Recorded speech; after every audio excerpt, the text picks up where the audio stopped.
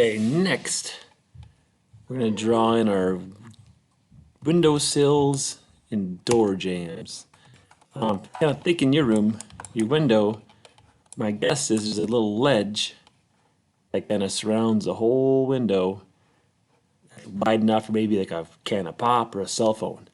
That surface is called the window sill, or it's called the window jamb.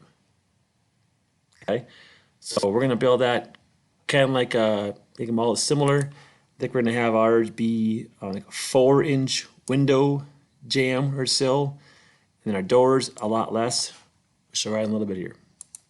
So this here is not too difficult to do. It's the push-pull tool.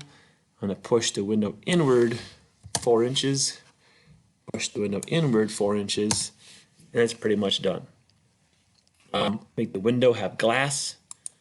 I'm going to paint with a glass or mirror paint of some glass paint. Glass paint, glass paint. There it is.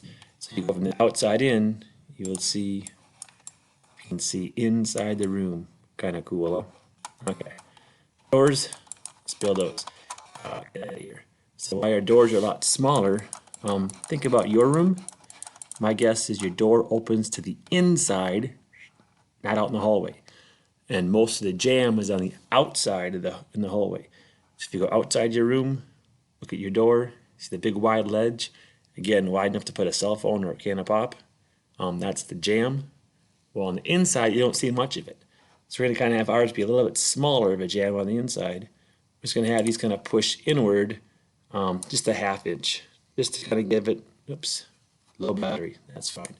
A little bit of a inward push. It's in that little 0.5.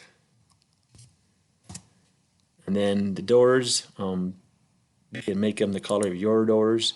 Maybe your doors are like a wood panel door. Grab one of the wood panels and we'll paint the doors a wood color. Hey, plywood, why not? So there's our door jambs and window jambs.